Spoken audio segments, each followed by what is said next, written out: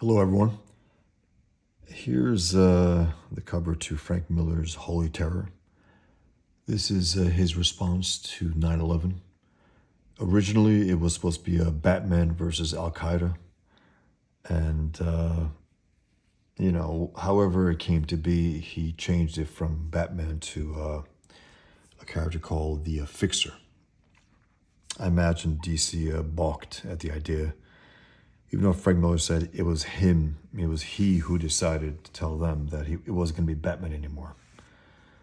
I mean, the only reason why, that could have happened is that, the story-wise, I mean, Batman takes on Al Qaeda. He can't punch them out. He has to kill them.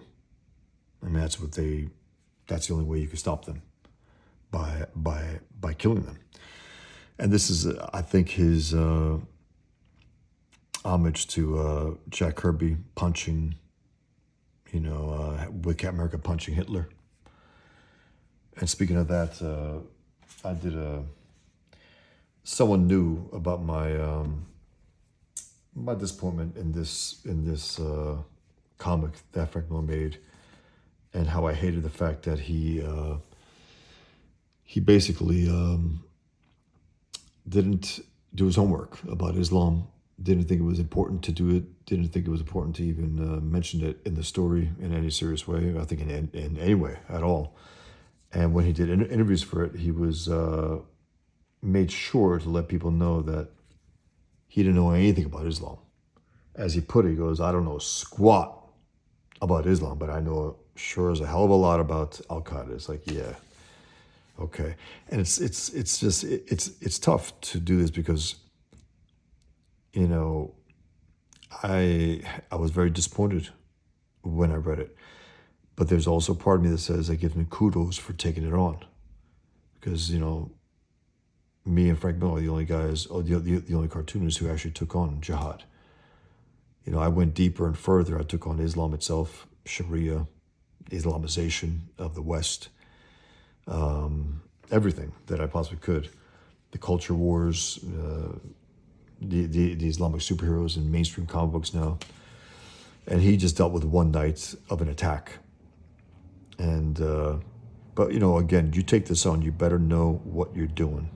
You better learn. And he made it a point not to, which pissed me off when I heard it. So this is what I was commissioned to draw this. That's my take on Miller's superhero, the Fixer.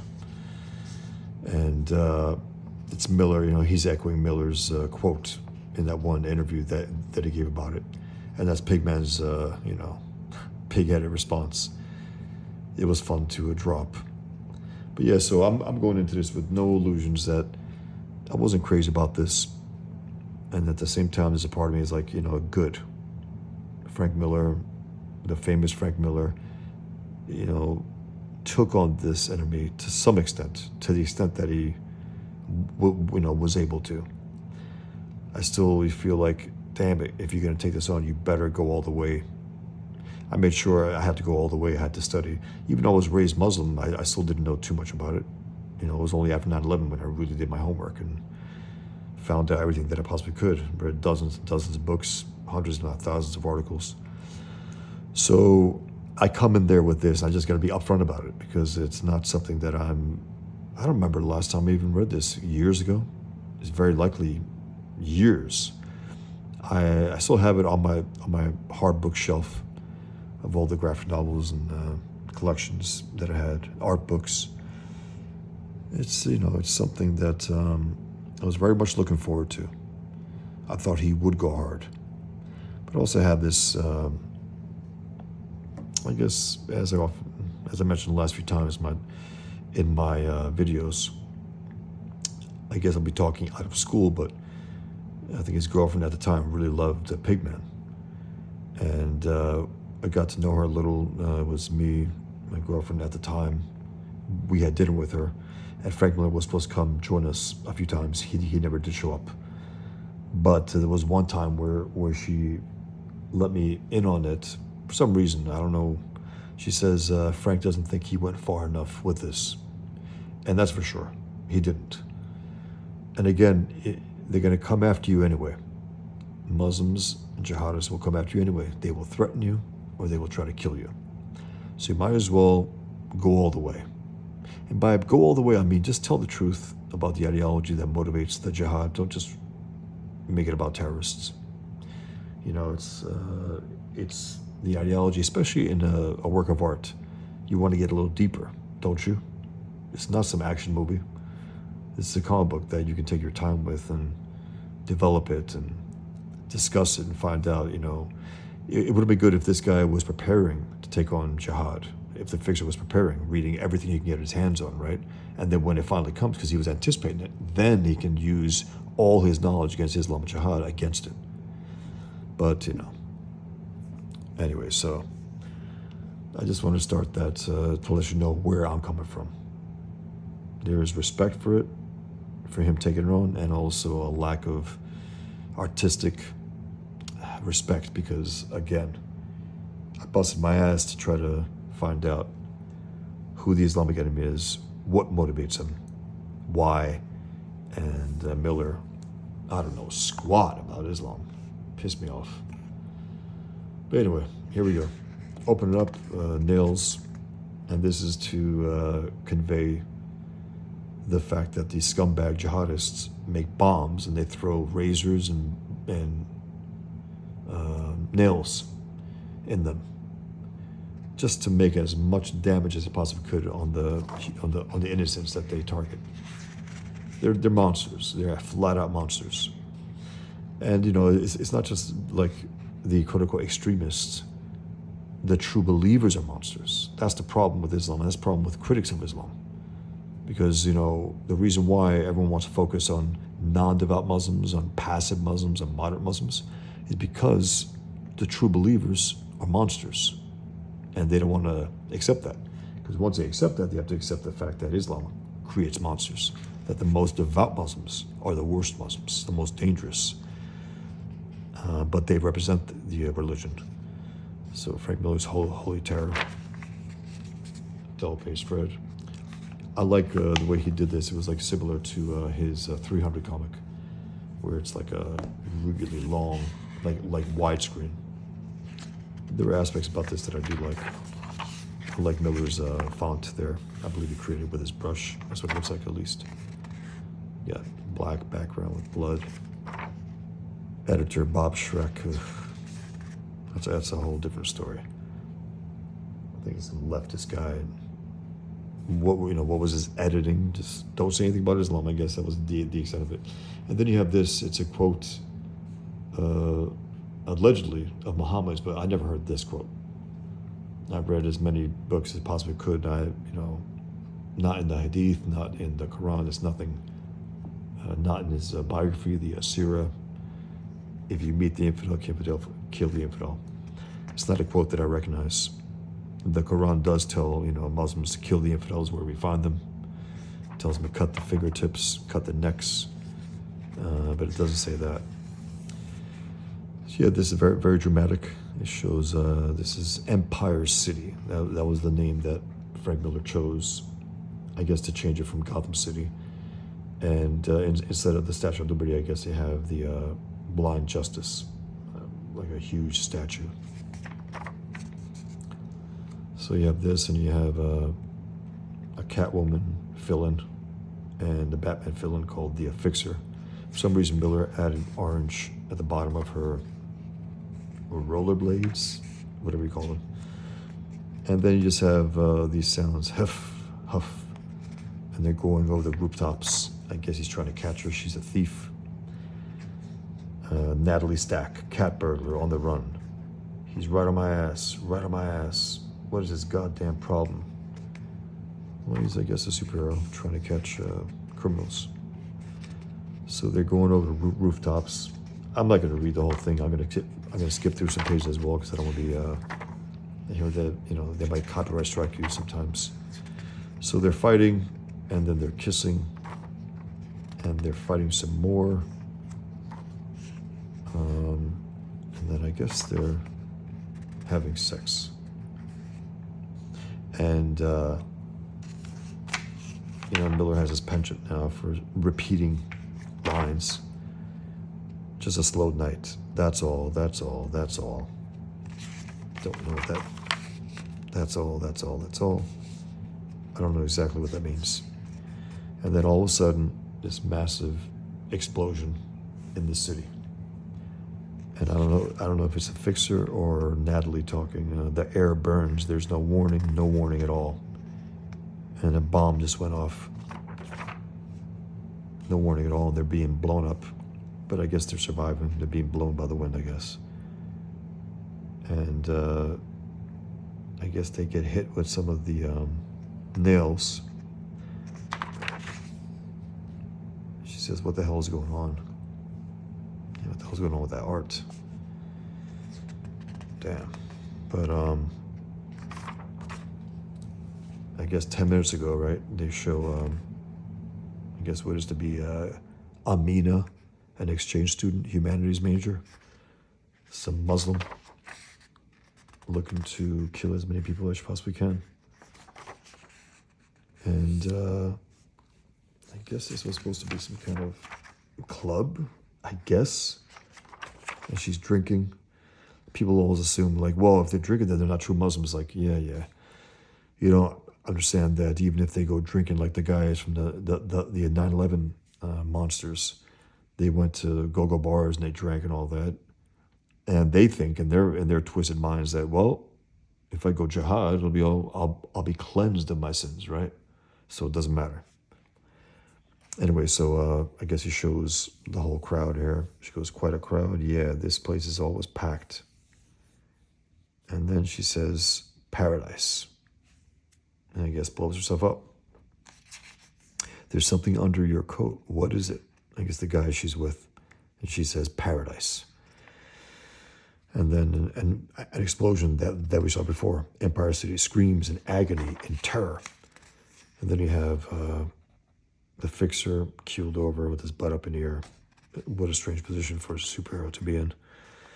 Again, I just can't help but take some shots at it. It's like, I don't know. I mean, I don't know. Maybe I shouldn't even be looking at this, reviewing it. I'm so down on it. But anyway, so they talk about how it's like breathing poison chalk. And another explosion. Then it starts all over again. Razor blades now, the bastards. So this bomb had razor blades. That one had nails. She's falling. Help, she says. Got this weird drawing of the fixer with his huge feet. You know, let me take it seriously, okay? I mean, at least draw it somewhat seriously. The bastards, how many of my neighbors have they murdered? You know, Frank Miller discussed that as well. I think in some interviews, like they killed my neighbors.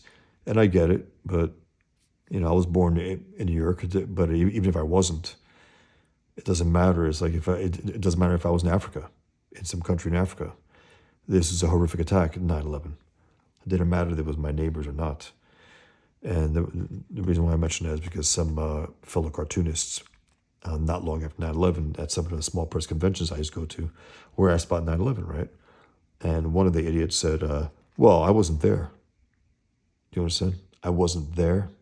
As in, she had to be in New York City to appreciate the horror of what happened. I was there the night before, but it didn't matter where I was. I'm a human being, right? You see this horrific thing happen, you're going to react to it. So it's not about proximity. It's not about emotionality. It's not about your neighbors. It's about the fact that human beings were slaughtered. Innocents were slaughtered. I just can't stand that kind of subjective shit. I really can't. But I guess they show you some more here, some more faces, and Frank Miller is trying to individualize each one as best he could. And then he does something interesting here, which I think is a very innovative thing, where they're being snuffed out. And you can tell the numbers by the more boxes as it goes on, more and more and more and more are dying. I guess thousands of people in the city.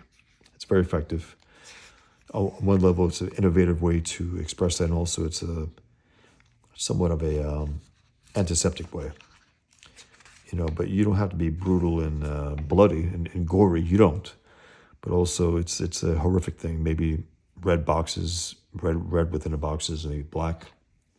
But again, it's an effective way to show the snuffing out of human life. And then you see the fixer and Natalie. And then you have this, I don't know. The perspective is supposed to be in front of us. That shoe is bigger than the cars. I don't know. It didn't quite work. And then you have the fixer saying, no, not on my watch. And Natalie saying, not on my turf. I guess they're going to try to stop any more attacks from happening. And then you go into, I guess, what is to be Commissioner Gordon's police department in Gotham City, but it's Empire City. It would have been Commissioner Gordon. And not in my town, damn it, he says.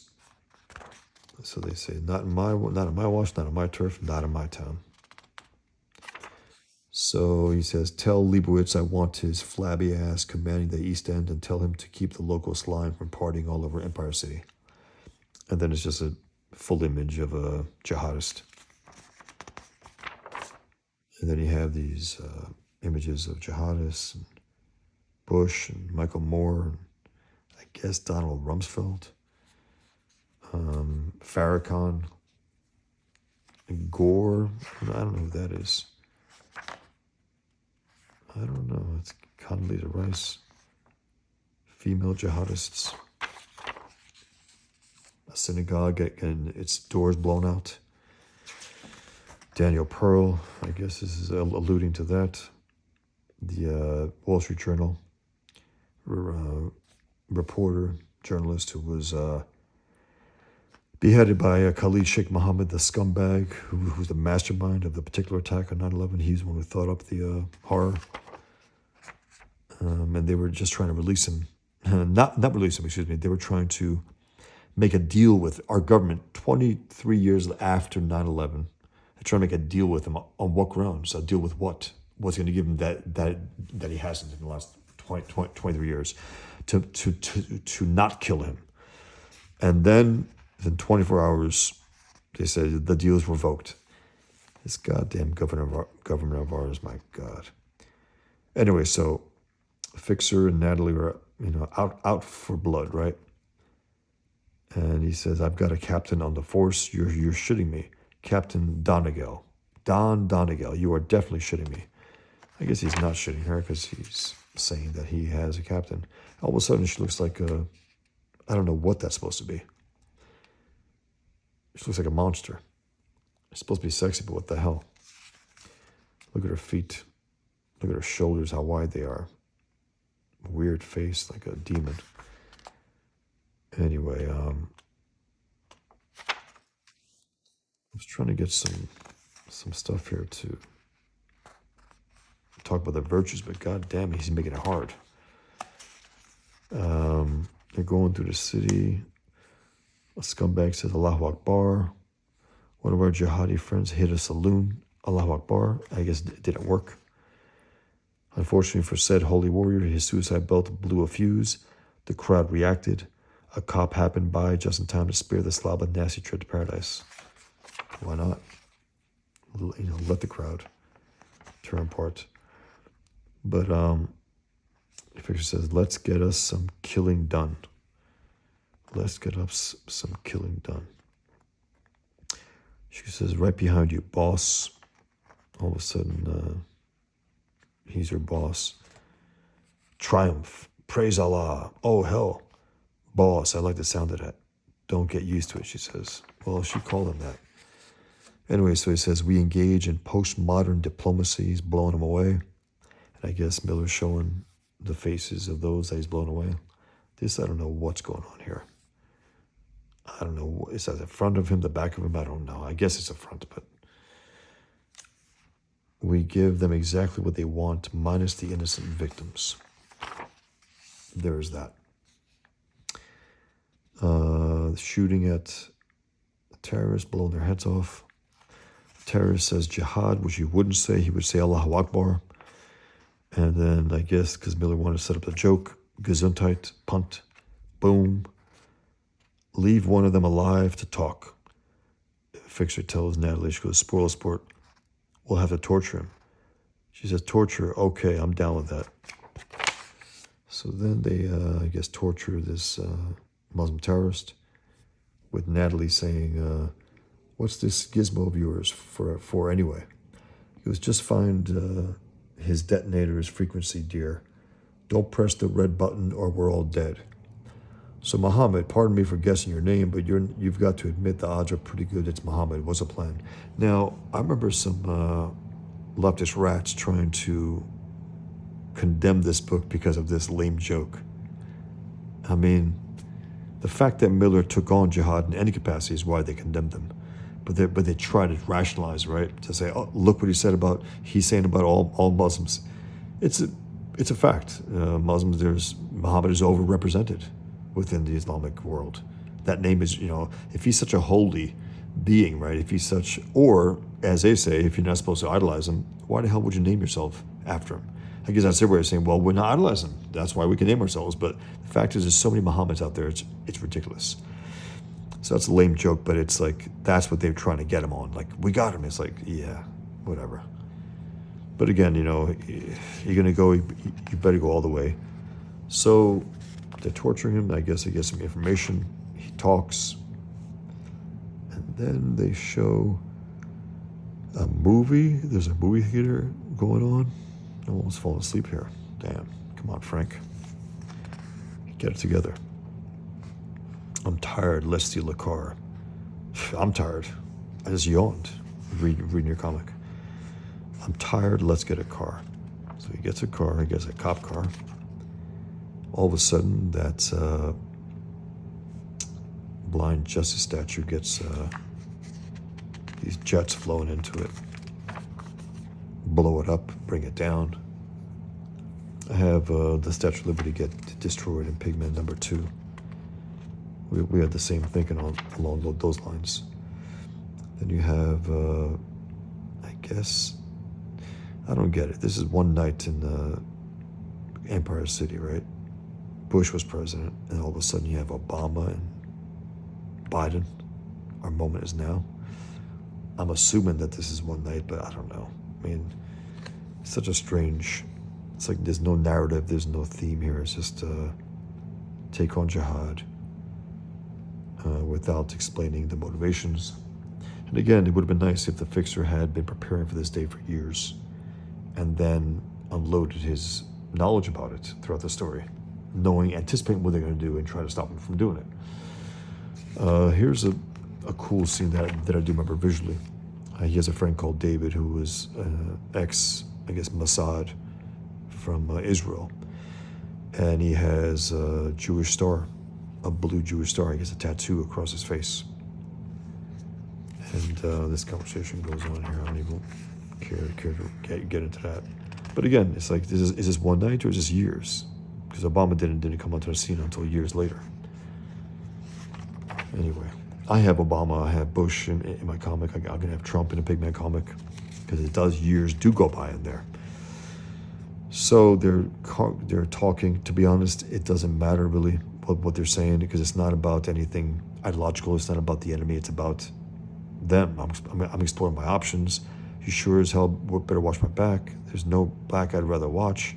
He picks a damn strange time to fart with me. Weirdo. Okay. But then she says something here which is pretty effective. She gets dressed in Islamic garb, covering, and she walks into a mosque and says, "The night wind blows away 7 centuries." I like that. It's very effective. It's the closest Miller gets into the ideological, and the religious here, instead of just the jihadists screaming jihad, which they wouldn't do. She says, "I try to walk humble," whatever that means. So then she gets caught by some jihadists. They go down to down to this deep area of the city in the tunnels. And then you got this Scottish-Irish guy who's sitting there yapping away, calling these terrorist monkeys, because they don't understand English, doing it for money, killing for money. I don't even know what the hell is going on. I haven't read this in years. I lost, man, I don't even remember reading the entire thing. Then Natalie kicks the guy in the head. I guess dodges the jihadists' guns and then falls into this pink liquid. I don't know. You got this monstrous fish there. I don't know. And then she's caught. She says, they don't kill me, they just tie me up. They use a lot more rope than they need to, and they have a damn good time doing it. Okay. And then you got this very short Muslim talking. And then he gets his arm blown off. They get their heads blown off, and I guess it's a fish are coming back. Wearing a gas mask, I guess. And then explosions. I'm weightless, she says. He brings hell to earth. He bombs them. She says, oh no, we're toast. He goes, don't sweat it. Cough, calf, don't sweat it. He isn't protected. He can't even see straight. He drops his gun just like that. I guess they, I don't know. 6 weeks later, looks like another explosion, but I think it's just this universe's version of Commissioner Gordon is there, and he's terrified. It was just a memory, that explosion. He goes, no wonder we call it terror. The end. Incredibly unsatisfying. But again, thank you for taking it on, Frank Miller. I do appreciate it. Would have been nice if you had drawn Muhammad at a certain point. I've called him out over the years. I say, hey, where's your Muhammad drawing? I also posted on X. I said, here's Frank Miller's Muhammad drawing with a big blank page. And then he puts it here at the end, respectfully dedicated to Theo Van Gogh, who was the great grandson of Vincent Van Gogh, who was a filmmaker, a leftist filmmaker, who made a movie called Submission with Ayaan Hirsi Ali about the mistreatment of women under Islam. And just to give you a little backstory about him, he made that movie, and he knew that they would be trying to come after him, but he was a little reckless, a little stupid, to be blunt, because what he did is he didn't take any precautions. He still rode around the city in his bike, the daily habits that they did. They knew where to find him, when to find him, and they did find him. And as he's riding his bike, one of these scumbag, jihadists shoots him in the back, gets to him, goes over his body, and starts stabbing him. And as he's stabbing him, Theo Van Gogh is screaming, "Can't we talk about this? Can't we talk about this?" Just that tells you how stupid the left is. You're in the middle. It's like, even if you're in the middle of a fight, if someone's punching you, you don't even say, "Can we talk about this?" You're in a fight. It's over. You're being stabbed to death. What's the use of saying it? Just try to, defend yourself, or I don't know. But it's horrific what happened to him. But again, he, if you do this kind of work, you better take precautions. I take precautions. I imagine Frank Miller does. You have to. You're not being a pussy about it, but you understand that these guys will kill you if they can, especially if you take on their holy warriors, as they would like to see themselves, even though they're just scumbag rats. But anyway, so not crazy about it. Someone asked me to review it the other day, and it was on my shelf. So I said, sure, why not? I haven't read it in years. I'm not crazy about it, but Frank Miller has been an all-time great. I give him kudos for that, at least taking it on to some extent. But unfortunately for him, because he took it on, he was disinvited from a convention in the UK. Some Muslim bitch was bitching about him. And they removed him from the lineup because he did this. It's like, and that's why it's like, Frank, if I could talk to him, I said, look, You're gonna take this on, go all the way. Do your homework. You did your homework for 300, and still you took your liberties, but you understood what you were dealing with. He did his homework for other series, but this one he decided not to. It's like it would have been so much better, a richer book. It didn't have to be also as short as it is. I think my Pigman comic will end up being at least 200 pages. I don't know how many this is, but it could be 80, 60. I'm not sure. But yeah, so this is, the one cartoonist outside of me who took on the Islamic enemy. So to that, I give him kudos. I gave him 1 cheer. I would give him 3, but I gave him 1 cheer for that. And, it's just, come on, man. You have to take them on because they will try to kill you over this. So you might as well go all the way because they're going to go all the way regardless. Even if you go half-assed, they're going to go full-assed. They're going to try to kill you. So yeah, this is my quote-unquote competition, and there is no competition there. If you want to see something richer, deeper, that deals with Islam, deals with the Islamization of the West, check out Pigman. I'm not here to promote it on the back of this, but man, it's frustrating to see one of your heroes, and he was one of my heroes years ago. I've since, I don't know, some of the stuff he's been doing and saying lately, it's like, what the hell? He actually went, he went off on Occupy Wall Street, right? And I was like, great. I drew him in honor of that. I say, awesome, Frank, great job. And then he takes on Jihad, and then what does he do? A few years ago, he starts talking about Orange Man bad, that he would have voted for Hillary twice, which he couldn't have ever voted for twice for president because she only ran once. She only made it to the end one time.